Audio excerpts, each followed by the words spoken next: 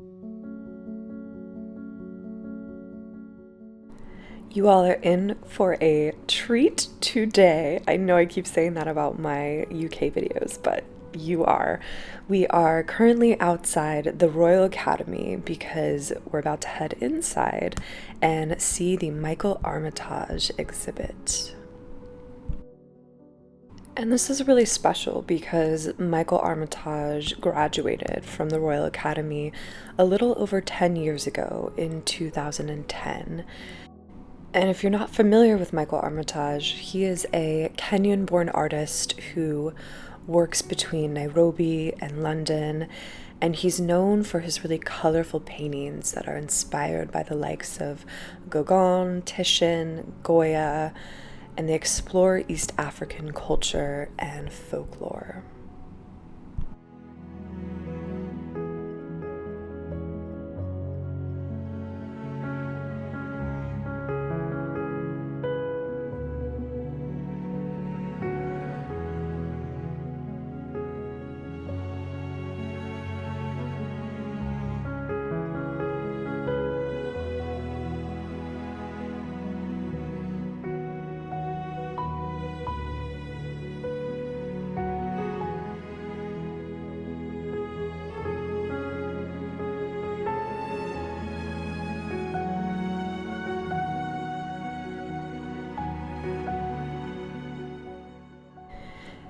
This exhibit consists of 15 paintings that he's created over the last 7 years that explore East African landscapes, politics, and just society in general.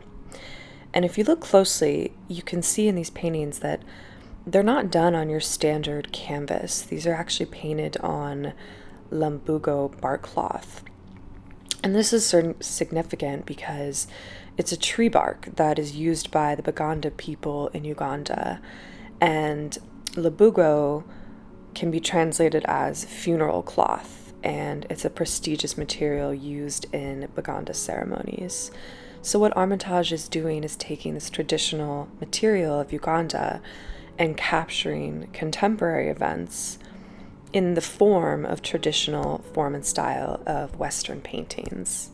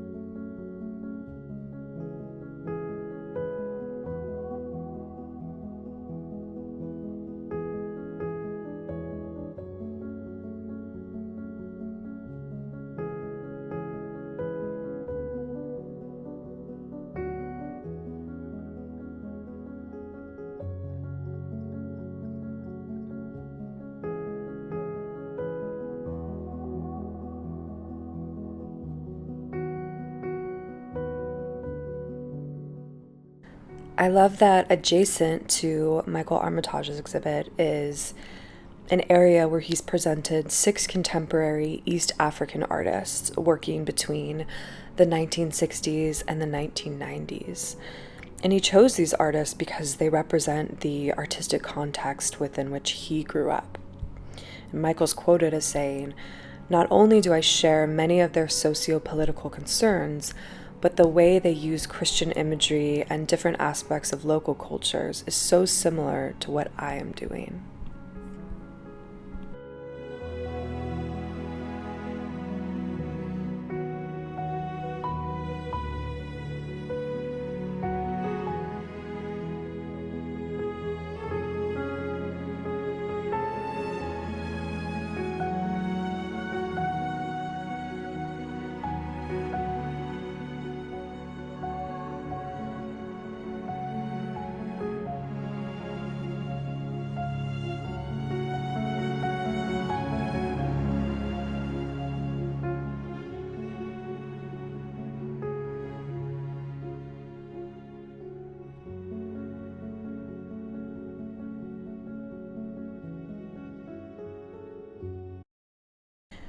Now we're going to head over and see some exhibits that were closed over the weekend when we were last out and about.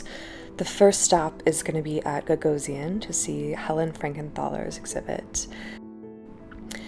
This is an exhibit of 13 paintings from the collection of the Helen Frankenthaler Foundation that were done between 1952 and 1976.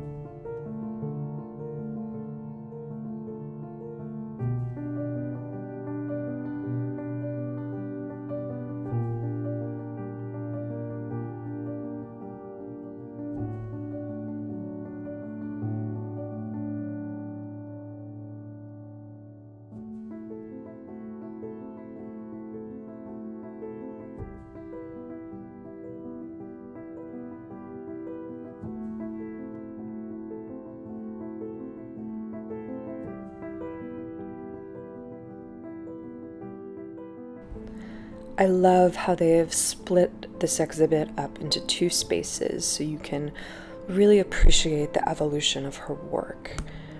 The paintings in this room are representative of her early style of using denser colors and lines. She actually didn't start creating works with her signature soak stain paint style until the late 1952.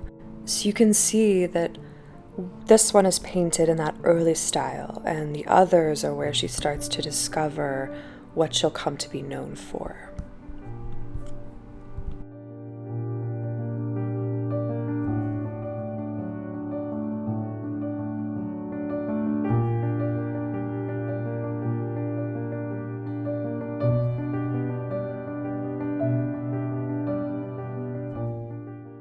In the next room, these are works from the 1960s and 1970s. You can really see how her style has evolved. The gallery states that in 3 canvases from 1963, a major change is evident in Frankenthaler's approach. Juxtaposed areas of lush stained color replace the lines of the earlier paintings, their irregular borders evoking the boundaries of natural forms. This really is such a wonderful collection of Helen Frankenthaler works that pay tribute to her as an artist and really how much she revolutionized something as traditional as painting a landscape.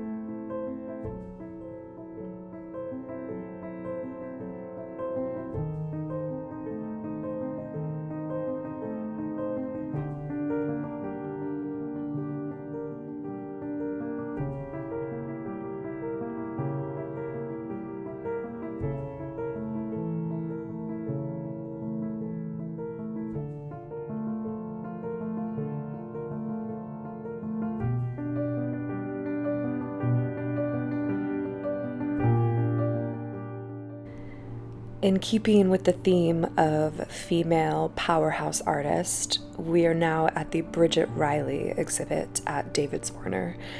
And if you're looking at these and thinking about Damien Hirst, fun fact, Bridget Riley was creating these works before Damien Hirst was even born, which was in 1965.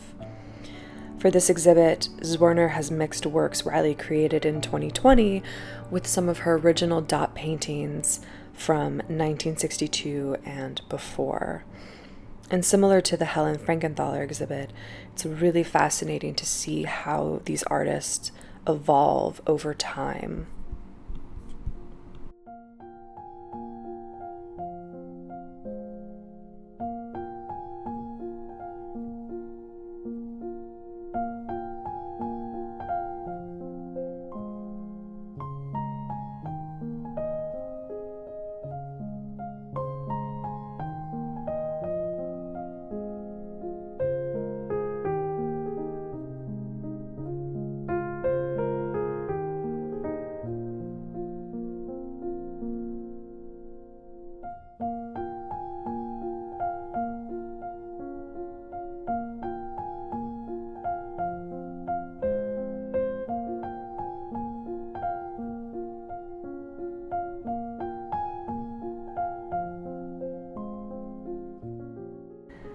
Bridget Riley is an English painter who's known for being a part of the op art movement. Op art stands for optical illusion art, which was known for using geometric shapes, color theory, and psychology.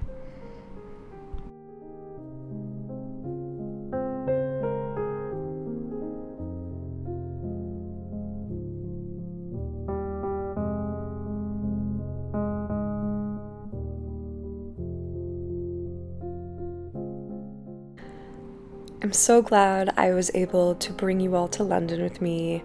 It is always such a blessing to be able to venture outside of one's home city, and I think that's especially true during this time. So I'm just really glad that I could share this with all of you, and I hope you enjoyed it, and I will see you back in the US.